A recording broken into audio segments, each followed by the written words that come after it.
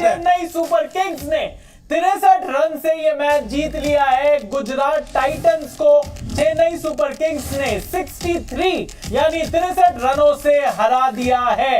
Chennai super Kings जिन्होंने पहले batting करी थी 206 रन बनाए थे, लगातार अपनी दूसरी जीत दर्ज की है क्योंकि गुजरात टाइटंस के होश उन्होंने 143 रन पर उड़ा दिए हैं। और इनफैक्ट आखिरी 2 बॉलों में जब 70 रन चाहिए थे तो हम आपस में यही बात कर रहे थे कि कितना आसान सा एक टारगेट है, हर बॉल पे सिर्फ 35 रन ही बनाने हैं, आराम से बन सकते हैं। लेकिन गुजरात इतना सा रन भी नहीं बना पाई। फिलहाल दीपक चहर और तुषार देशपांडे को 2-2 विकेट मिल गए हैं। दीपक चहर का तो ठीक है, लेकिन तुषार देशपांडे को 2 विकेट कैसे मिल गए हैं ये अभी तक हम भी फिगर आउट कर रहे हैं। पर हम बताने वाले हैं द क्रिकेट शो में कि चेन्नई सुपर किंग्स ने गुजरात टाइटंस को हरा दिया है, 63 रनों से हराया है और इसी के साथ आईपीएल में लगातार दूसरी जीत चेन्नई सुपर किंग्स की।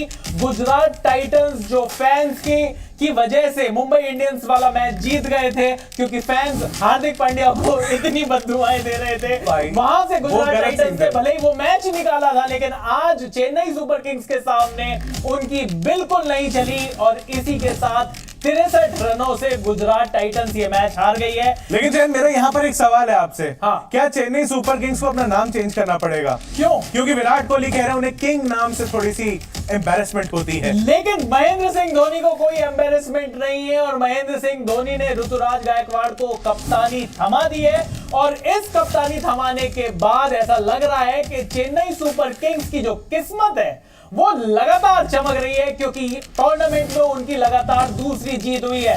आज चेन्नई सुपर किंग्स ने पहले बैटिंग करी, 6 विकेट खोकर 206 रन बनाए और पूरा स्कोर कार्ड आपके सामने है। ऋतुराज गायकवाड़ कप्तानी पारी दिखाते हुए अपनी 36 बॉलों में उन्होंने 46 रन बनाए। ये क्या कप्तानी पारी हुई? 36 बॉलों में 46 रन है भाई, ठीक है ना, कुछ तो बनाया अगले ने। अगले की अगर 1 रन पे कैच छूट गई थी फिर उसने कुछ बनाया तो सही है। आगे रचिन रविंद्र भी जो है उन्होंने भी बढ़िया स्कोर करा, 46 रन उन्होंने बनाए। लेकिन 20 बॉलों में सिर्फ 20 बॉलों में इन्होंने बताया कि किस तरीके से अगर आप कम पैसे में भी किसी को लेकर आते हो तो आपको रिटर्न अच्छे दे सकता है। अजिंक्य रहाणे जो है आज ज्यादा कुछ नहीं कर पाए और 12 पे 12 उनका स्कोर रहा। शिवम दुबे ने लंबे छक्के मारे, इतने लंबे छक्के मारे, एक बार को तो बॉल गीली हो गई थी, दोबारा पैर के नीचे पिचका के उसे सुखा रही थी क्योंकि समंदर में चली गई थी, हिंद महासागर में जा गिरी। 5 छक्के लगाए शिवम दुबे ने, 2 चौके, 23 बॉलों में 51 रन। और शिवम दुबे की इतनी बढ़िया फॉर्म के बाद लोग बात करने लगे हैं क्या टीम इंडिया को जो हार्दिक पांड्या की जो मचलती हुई जो कमर है उसका जवाब क्या मिल गया है? सिर्फ कमर नहीं, पिछली बार उनका पैर गया था। हाँ। तो उनका बहुत कुछ ऐसे मचका सा है हार्दिक पांड्या के ऊपर, क्या उसका रिप्लेसमेंट मिल गया? नहीं मिला है। मैं बताता हूँ क्यों। हाँ। क्योंकि वो सिर पे वो बंडाना नहीं पहनते हैं। हाँ। वो वरना लगता नहीं है ना कि निंजा टर्टल आया कोई, तो इसीलिए शिवम दुबे को आप हार्दिक पांड्या नहीं कह पाओगे। लेकिन उसके बाद चेन्नई सुपर किंग्स ने बढ़िया परफॉर्मेंस दिखाते हुए 206 रन जरूर टांगे, लेकिन जब गुजरात टाइटंस जब बैटिंग करने आए और शुरुआत में ऐसा लग रहा था, जब शुभमन गिल ने आते के साथ ही एक छक्का लगाया था, ऐसा लग रहा था कि गुजरात टाइटंस ये मैच जीतने आए हैं, पर मैच के बीच में ऐसा लगा कि गुजरात टाइटंस सिर्फ अपना नेट रन रेट ठीक करने आए हैं। लेकिन गुजरात टाइटंस जिस तरीके से शुरुआत कर रही थी और जैसे हमारी भी चैन भाई हमारी जैसी बात होती है कई बार कि गुजरात टाइटंस को जब भी आप पेपर पे देखते हो तो आपको लगता है कि यार वो ना लग सा नहीं रहा है कि कर पाएगी या नहीं कर पाएगी, और आज उन्होंने वो साबित करा कि ऑन पेपर्स टीम जब दिख रही होती है और लगता है कि वो नहीं कर पाएंगे, कुछ ऐसा हाल हो जाता है। कई बार वो नहीं भी कर पाते और यही हुआ। आज रिद्धिमान साहा ने जरूर 21 रन बनाए, 17 बॉलों में 4 चौके, लेकिन उनको एक बाउंसर उनके हेलमेट पे जाकर टकराया और उसके बाद शॉर्ट पिच बॉल, अगली शॉर्ट पिच बॉल पर रिद्धिमान साहा कैच दे बैठे। 17 बॉल में 21 रन बनाए रिद्धिमान साहा ने, 4 चौके उन्होंने लगाए, 123 का स्ट्राइक रेट। साथ में आए थे शुभमन गिल, जिनसे बड़ी उम्मीदें थी क्योंकि अगर इस बड़े स्कोर को पार पाना था गुजरात को तो शुभमन गिल को बड़ा स्कोर बनाना था, लेकिन सिर्फ 5 बॉल में 8 रन बनाकर शुभमन गिल आउट हो गए। इसके बाद साई सुदर्शन ये इंपैक्ट प्लेयर के रूप में आए थे और इतना गंदा इंपैक्ट छोड़कर गए हैं कि ऐसा लग रहा है कि साई सुदर्शन ही वो खिलाड़ी है जिन्होंने टीम का मोमेंटम छीन लिया, क्योंकि सिर्फ 31 बॉलों में सिर्फ 37 रन बना पाए। उसके अलावा डेविड मिलर, कहां गए ये मिलर, वो कहां गए मिलर जो लंबे लंबे छक्के मारते थे, बचाते थे। आज फिलहाल 21 रन पे ही आउट हो गए। 16 बॉलें उन्होंने खेली थी लेकिन बिल्कुल भी अपना कोई छाप नहीं छोड़ पाए। और साथ ही साथ अजमतुल्लाह उमरज़ई 11 रन बना के गए। 10 बॉलों में एक ही चौका मार पाए। मात्र 110 का स्ट्राइक रेट। इन्हें किसी को बताया नहीं था कि 200 से ऊपर का टारगेट है। इसके अलावा 3D प्लेयर विजय शंकर ने 12 बॉलों में 12 रन बनाए। ये 100 के स्ट्राइक रेट से खेल रहे हैं।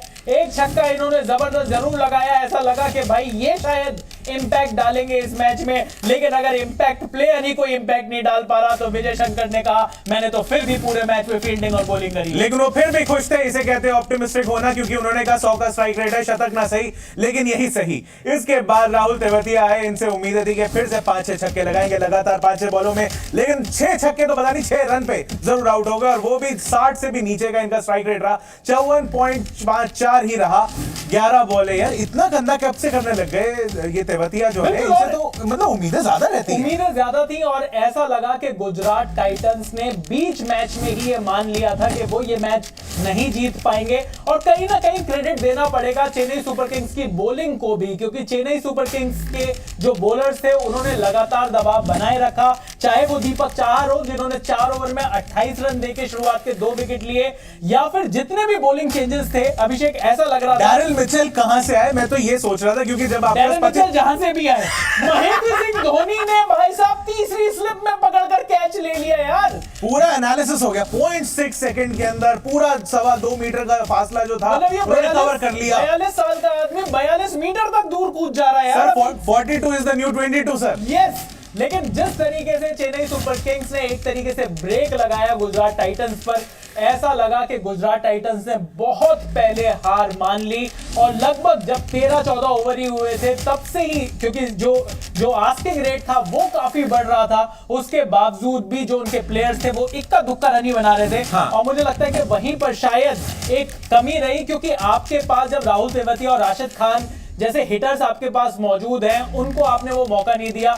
मेरे ख्याल से बीच में मोमेंटम सारा का सारा खत्म हो गया। ये इस आईपीएल का सबसे ठंडा मैच, अभी तक का सबसे ठंडा मैच था, वरना लास्ट बॉल तक ये जा रहा होता था और किसी को पता नहीं होता था कि कौन कैसा खेलने वाला है, कौन जीतने वाला है, कौन नहीं। दीपक चाहर 4 ओवर के अंदर इन्होंने 2 विकेट लिए, 28 रन, 7 का इकोनॉमी और कोई इंजरी नहीं हुई। ये